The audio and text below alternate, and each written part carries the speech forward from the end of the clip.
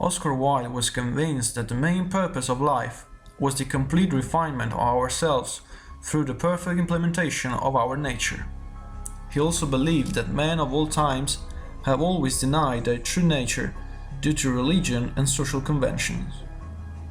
That is the main topic of Oscar Wilde's books, and of course it is the topic of its masterpiece, The Picture of Dorian Gray.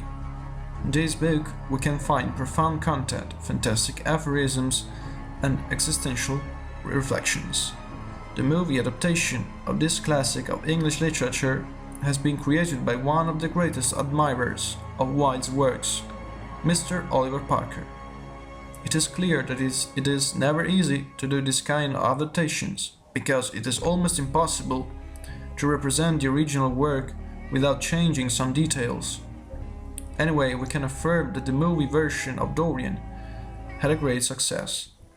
But at the same time, we have to mention some discrepancies.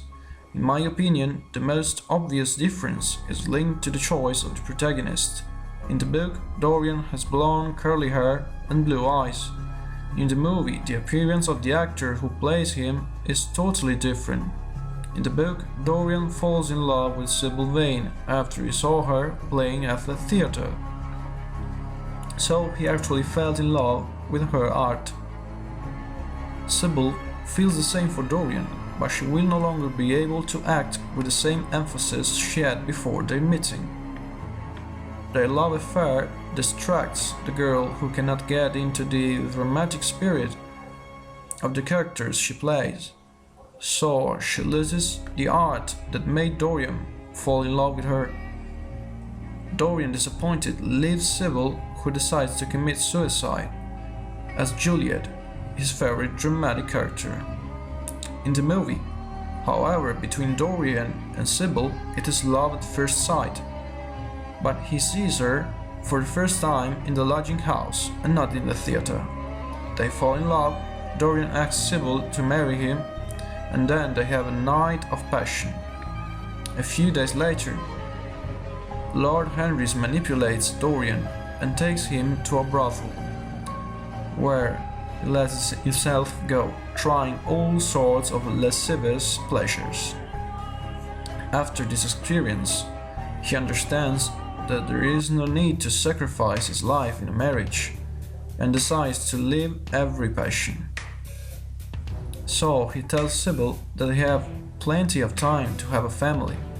However, Dorian does not know that she is pregnant, and when Sybil realizes that his beloved has changed, she commits suicide by throwing herself into a river.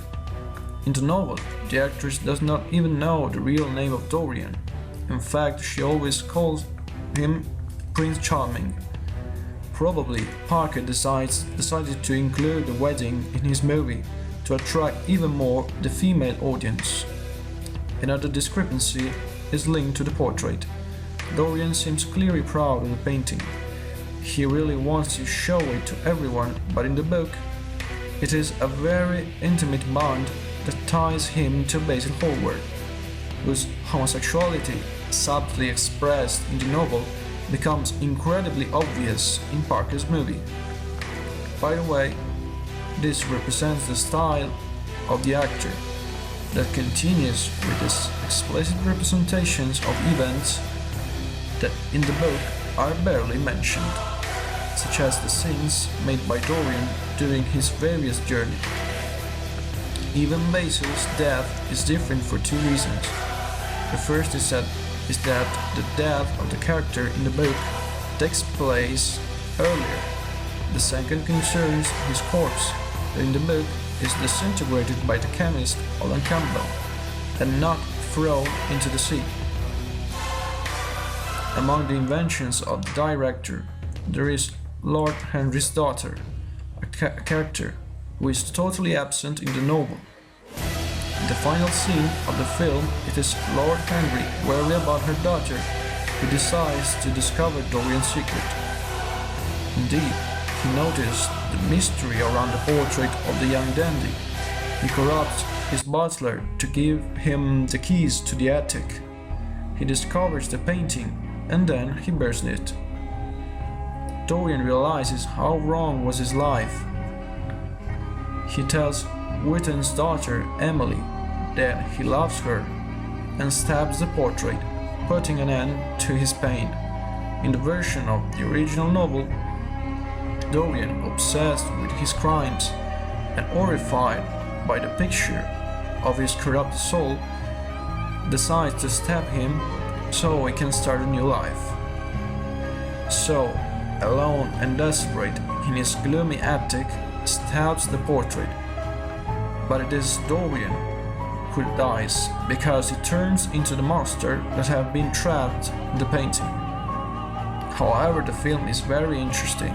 It covers a wide range of topics, and in spite of the fact that Parker's Dorian is a bit different from the original one, we can appreciate the originality and innovation of this adaptation.